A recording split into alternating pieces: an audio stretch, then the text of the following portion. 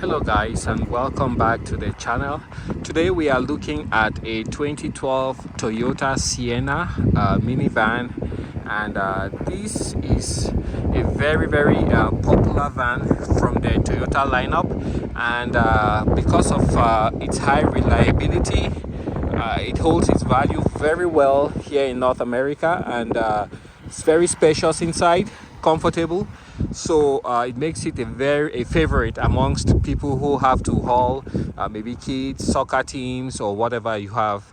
So this was first introduced as the third generation Toyota Sienna, and it was introduced in 2010 as a 2011 model year vehicle. It offered initially a 4-cylinder and a 6-cylinder engine, but the 4-cylinder engine was quickly dropped after they realized it was so underpowered for such a large van. So lengthwise, it's amongst the same. It's about the same length as other competitors, but it's a very wide van if you look from the front or even from the side. So it's quite wide, and the thing that makes this stand out from the other vans during the early teens and 20s is that it has two sliding doors. Some other minivans did not offer that option. So that's something very interesting concerning the Toyota Sienna. Also, they offered all-wheel drive, which practically for between 2010 and 2021 until the Chrysler Pacifica, they were the only one on the market in the United States offering a minivan with all-wheel drive capability. The interior is very spacious. You have let's take a look here quick. For the rear, you have these power doors, and it's the same on the other side. You have the privacy curtains right here, which you can lift up even though the glass is already tinted. Access is very easy. These seats have controls. You can tilt, have an armrest, and you can slide it forward or backwards. Very easy to take out. I haven't tried to take this one out yet, but you have the handle right there that you use, and then you can take out the seat.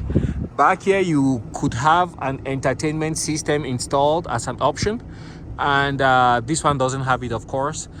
But here you have the climate control for the rear seat passengers, and if you look, you can also see the vents. One there, another one there. You have lights back there, vent, light, all the way around, and access to the rear seat, to the third row. It's very easy. You get in and then you step right there, and the seats back there are full size and look very comfortable with cup holders. They also have the curtains, which you can lift up if you want to get even more privacy, because even with without the curtains up, it's already quite dark. As you guys can see, you can barely see inside on the second and third row. One thing you should note about this is that the second row glass can actually be rolled down or up. And to close the door, of course, you have a button right here, the bolts that you press, and it closes. Now for the trunk, there's a backup camera right here to the side. It gives a 180-degree view when you're inside. The screen that you use for the backup camera is very tiny, and it's an innovative screen for the time, and it showed 180 degrees behind the vehicle. So here you have a very deep storage space. You can easily fold the seats, and they will drop right in here for you to have a flat surface. In here you have the jack for the spare tire, and there you have the blower motor for the fan. Close that. 112 volt outlet light. The tailgate is not powered, remember, this is 2012. Just close that. And if we come over to the front, there you can see the door. It opens quite wide. Driver's seat, electric controls. Steering is tilt and telescoping. Here you have the controls for the doors, the rear doors. You can disable them from here. Power mirrors. Let's jump in. And the dash contains quite a bit of information. Sorry, we have a Christmas tree going on right now. The vehicle needs some servicing, but I just want to show you what it looks like inside.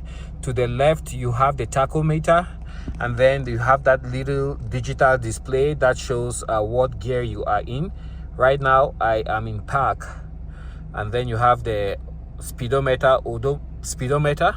The odometer, of course, is digital right there. To the right, you have the fuel gauge at the top, and at the bottom, you have the coolant level. And there you have a tiny screen, which is actually a high resolution display. And if I go, for example, into reverse, you guys can see what it shows. Not the best image. Otherwise, that's what the screen looks like. Here you have the gear shift lever, park, reverse, neutral, and drive. And then if you shift to the left, you have not really a sport mode, but something that allows you to shift sequentially. On this side, you have the controls for the climate up front, and there you have the rear controls. Over there, you have controls for the passenger side for the temperature.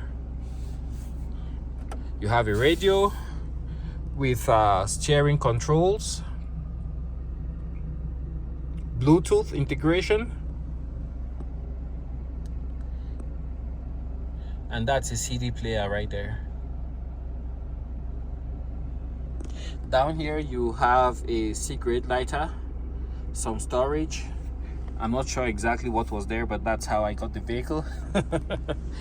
You have the two cup holders, and these are lighted. If you look there, you have an LED light which is green right now, and then you press the button. Storage compartment. Back here some more storage, and then you have a cup holder down there. Let's pull it out. Just give me a second here. Cup holder. On the passenger side, you have two storage compartments, one at the top and one at the bottom, which is locked. So at the top here, you have controls also for the doors in the back. You have the dome light for the driver and the passenger, and of course there you can control the other door. You have it open, and you can close it. So it's a very comfortable vehicle, great for long distance trips, very safe. It's very easy to drive. I mean, that V6 engine, it just makes the vehicle seem like it's gliding when you step on the gas. I think that is pretty much all what I had to share with you guys, and you can tell from here that this is an LE with the all-wheel drive. Anyways, thanks for watching, and I'll catch you guys on the next one. Bye now.